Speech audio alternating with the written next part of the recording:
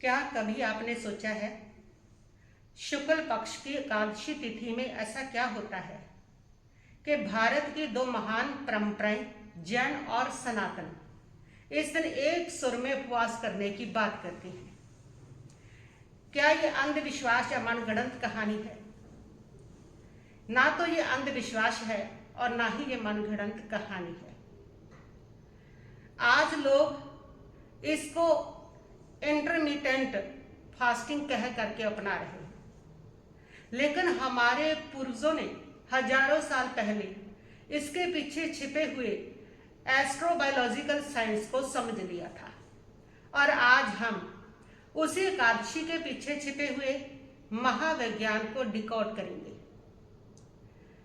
एकादशी वाले दिन चंद्रमा की स्थिति काफी ऊर्जा से भरी हुई और मजबूत होती है और चंद्रमा का संबंध हमारे शरीर से और हमारे मन से होता है। चंद्रमा का संबंध पानी से होता है। यही कारण है कि जब पूर्णिमा और अमावस्या होती है उस दिन चंद्रमा के गुरुत्वाकर्षण बल के कारण उसमें ज्वार भाटा आता है, क्योंकि चंद्रमा का वो गुरुत्वाकर्षण बल पृथ्वी के ऊपर जितने भी तरल पदार्थ है उनको प्रभावित करता है। तो हमारे शरीर में भी 70% 60% पानी ही है, इसलिए ये हमारे शरीर के पानी को और हमारे मस्तक के जो रसायन होते हैं उनको प्रभावित करता है। उनको प्रभावित ही नहीं बल्कि असंतुलित करता है। और पूर्णिमा और अमावस्या से 4 दिन पहले आती है एकादशी। उस समय चंद्रमा की स्थिति ऐसी होती है कि हमारे मस्तक के रसायनों को, हमारे शरीर के पानी को जो असंतुलित कर सकता है और उससे हमारी मानसिक चंचलता बढ़ सकती है, डिप्रेशन बढ़ सकता है, हमारा गुस्सा बढ़ सकता है, अवसाद बढ़ सकता है और हमारा ब्लड प्रेशर वगैरह बढ़ सकता है। और जब हम इस दिन उपवास कर लेते हैं, खाली पेट होते हैं, तो हमारे शरीर के भीतर जो पानी है वो ऑटोमेटिक कम होता है और उस ऊर्जा की स्थिति के कारण पानी में जो उछाल आकर के असंतुलित होना था वो कंट्रोल होने लगता है। हमारा मन शांत होने लगता है, हमारा डिप्रेशन ठीक होने लगता है, मन की शुद्धि होने लगती है, ब्लड प्रेशर जैसी जो बीमारियां हैं वह कंट्रोल होने लगती है। ये तो आज की साइंस कह रही है कि इसका संबंध चंद्रमा के साथ है और इस कारण आज के दिन जो उपवास है वो हमें विज्ञान की दृष्टि से भी और उसके साथ साथ ज्योतिष की दृष्टि से भी इस दिन का किया हुआ जो उपवास है वो हमारे मन को नियंत्रित करता है, वे हमारे मन का शुद्धिकरण करता है, हमारे मन को शांत करता है, हमारे चित्त को शांत करता है। और इसके साथ आज एक मेडिकल साइंस एक बात कहता है और वो है उसका ऑटोफैगी।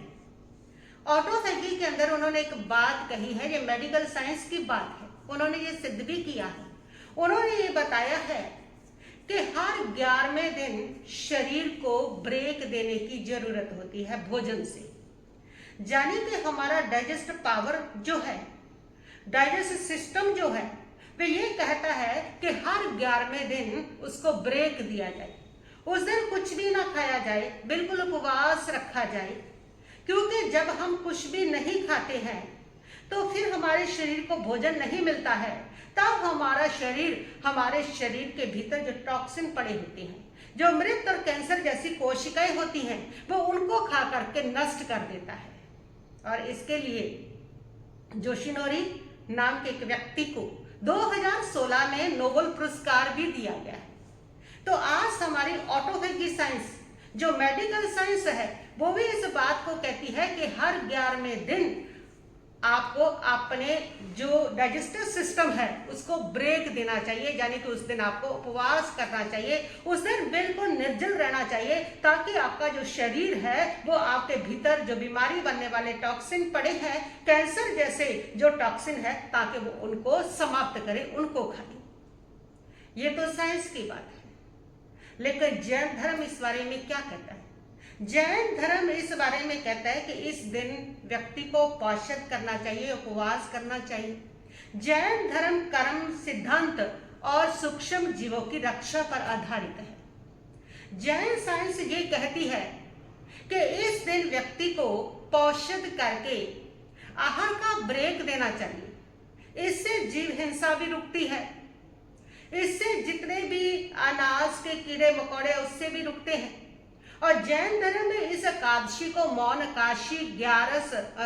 ग्यारस भी कहा जाता है।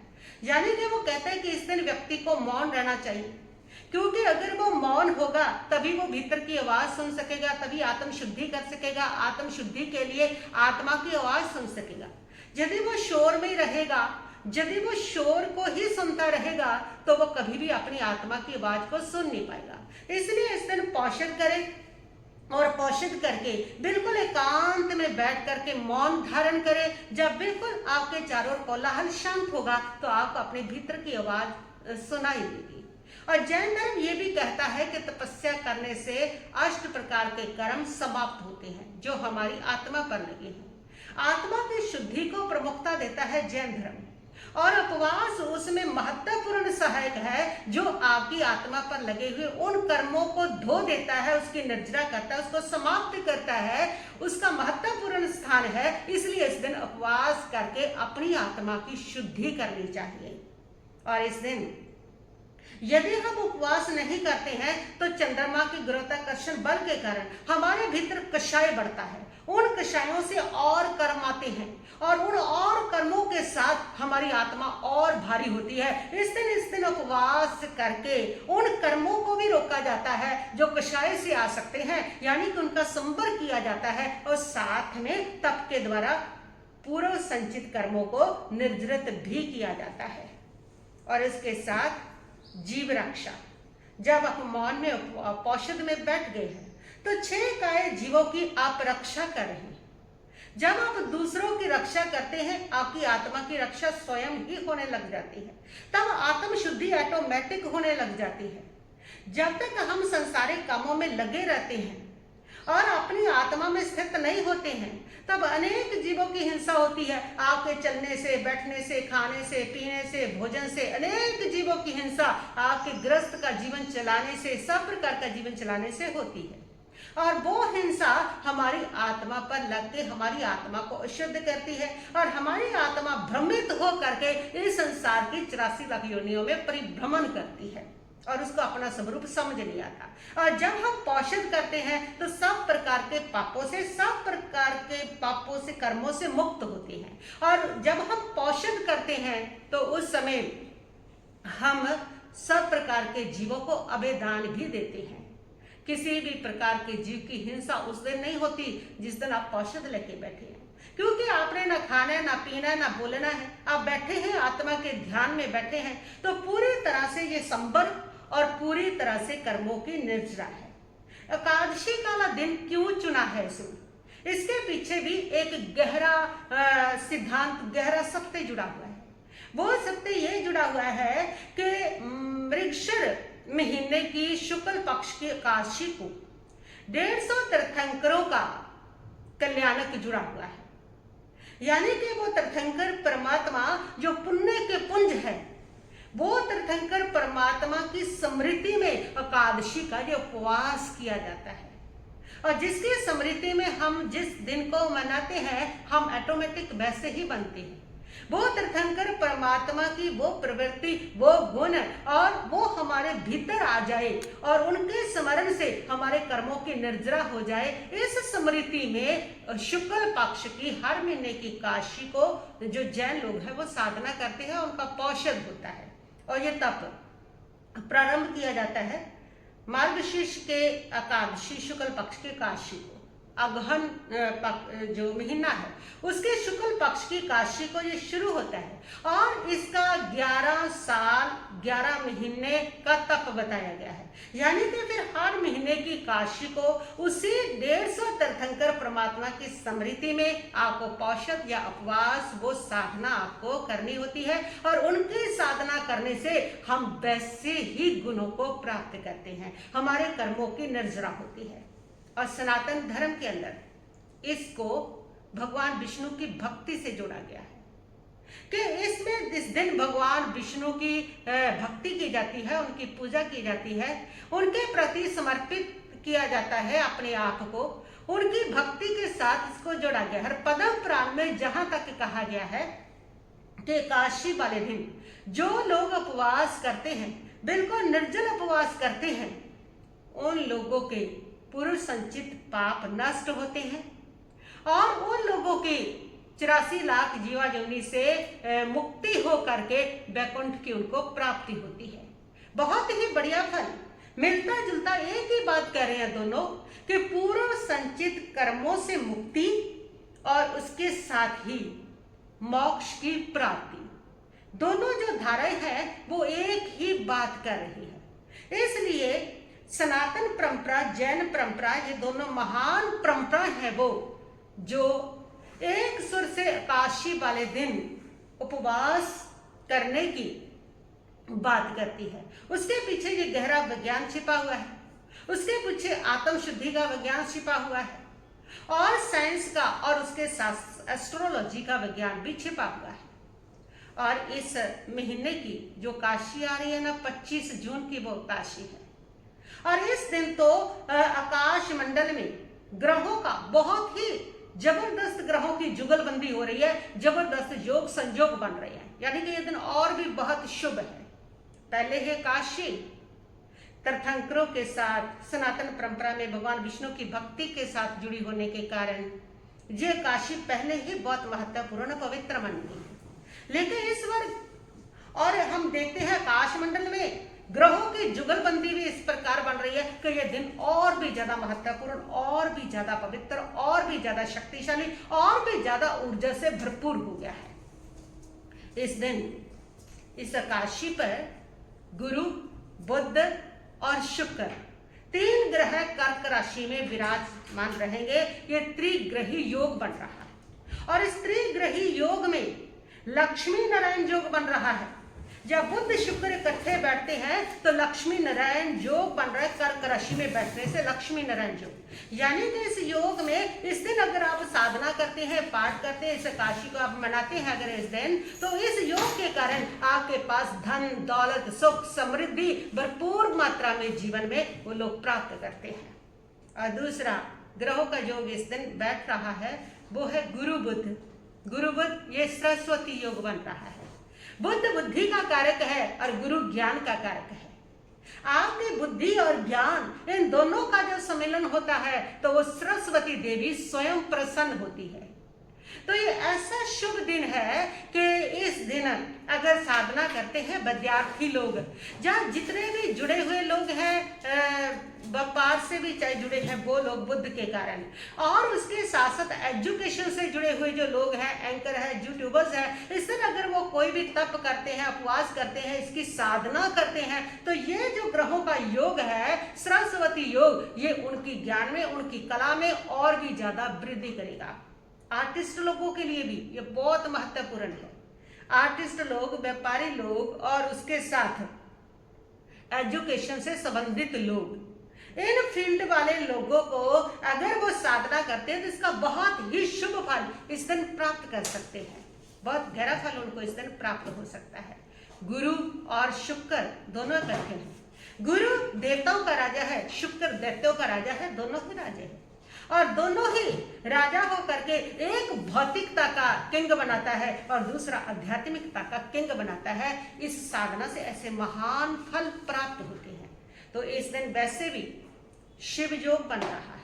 शिव का मतलब कल्याण, जिससे आपका कल्याण हो, उद्धार हो, ऐसा पावन दिन है, ऐसा पवित्र दिन है। इसलिए इस दिन साधना करने से आपका कल्याण होता है। और सिद्ध योग बन रहा है। दोपहर तक शिव योग रहेगा, उसके बाद सिद्ध योग लग जाएगा। तो सिद्ध योग, 2 योग इस दिन आ रहे हैं, शिव योग भी, सिद्ध योग भी। सिद्ध का मतलब है कि इस दिन आप जो भी साधना करेंगे वो आपको परम सिद्धि देगी, आपकी साधना सिद्ध हो जाएगी।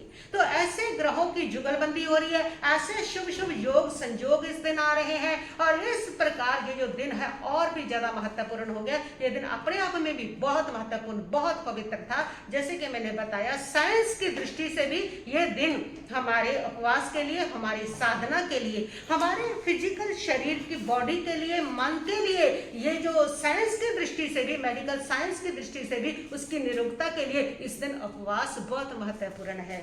और फिर आध्यात्मिक दृष्टि से कर्मों की शुद्धि के लिए, कर्मों की निर्जरा के लिए, आत्मा की शुद्धि के लिए, आत्मा को परम पवित्र करने के लिए भी ये दिन महत्वपूर्ण है। और सनातन धर्म की दृष्टि से भी सब प्रकार के पापों का नाश करने के लिए, वैकुंठ को प्राप्त करने के लिए ये दिन महत्वपूर्ण है। इसलिए आने वाली एकादशी पर आप अपने पूर्वजों की विरासत को समझें और उसको अपने जीवन में ग्रहण करें। आने वाली एकादशी 25 जून, उस दिन आप जरूर कुछ ना कुछ साधना करें। छोटा उपवास पूरा नहीं होता, निर्जल उपवास नहीं होता तो छोटा कर ले, यानी कि निर्जल नहीं होता तो एक समय का भोजन बड़ा कर ले, जिसको जैन धर्म में एकासना कहा गया वो कर ले। उस दिन विजय छोड़ दे, कुछ चीज़ों का त्याग कर दे, मीठा नहीं खाना उसका कर दे, या नमक नहीं खाना उसे, कुछ ना कुछ तप तो करे ना, कुछ ना कुछ तपस्या आप करें। संबर कर ले, जैन धर्म में एक संबर होता है, जो लोग भूखे नहीं रह सकते भाई खा लो, लेकिन उसके बाद आप धर्म स्थान में बैठ करके पूरा दिन और पूरी रात जो है वो वहीं पर गुजारेंगे। यानी कि संसार के बाकी पापों से आप रहित हो जाएंगे। निंदा का पाप, चुगली का पाप, क्रोध, राग, द्वेष जितने आप चलते रहते हैं, आपके व्यापार में झूठ बोलना, घर में लड़ाई झगड़ा, जिस प्रकार के राग द्वेष चलते हैं और खुले रहते हैं, तो आप पानी का प्रयोग, लाइट का प्रयोग, ये कर लिया वो कर लिया, पेड़ पौधे तोड़ लिए, कुछ भी आप करते रहते हैं, तो उन सारे पाप कर्मों से आप बचते हैं जब आप धर्म स्थान में संबर लेकर के बैठते हैं। ये जैन धर्म की एक प्रक्रिया है संबर, यानी कि आप मुख वस्त्रिका लगा करके धर्म स्थान में जहाँ साधु संत विराजमान है हमारे जैसे, वहां पहुंच जाते हैं, हाथ जोड़ करके उनसे ये संकल्प ले लेते हैं, प्रत्याख्यान ले लेते हैं कि भगवान मैं यहाँ पर धर्म स्थान में रह करके साधना करूंगा। और वो आप वहां पर बैठे, वहां पर बैठ के अपने भजन गा ले, भक्ति कर ले, संतों से बतिया ले, उनसे धर्म साधना के बारे में पूछ ले, तो मौन करके बैठे, थोड़ी देर ध्यान करें, सांस की प्रक्रिया करें। रात को आप सो सकते हैं, ये नहीं है कि आपको रात जागरण करना है, लेकिन वो संबर है आपका, आपकी मर्यादा है कि आप सिर्फ धर्म स्थान में है, उसके बाहर आप कहीं नहीं जाएंगे। बाकी सारे संसार के त्याग हो गया आपका, यानी कि आप धर्म स्थान में लिमिटेड हो गए हैं, तो वो संबर है। बहुत पापों का आश्रम रुक जाता है उसमें और बहुत कर्म निर्जरा होती है। संबर कर ले, कुछ समय करे, कुछ तो करे, जिनसे कुछ नहीं होता तो कुछ दान करे, कुछ भी करे, लेकिन इस दिन की साधना बहुत कल्याणकारी, परम कल्याणकारी साधना है। बस इतना ही कहती हुई मैं अपने वक्त का देखनी ही पर स्थगित करती हूँ। ओम शांति शांति शांति भव।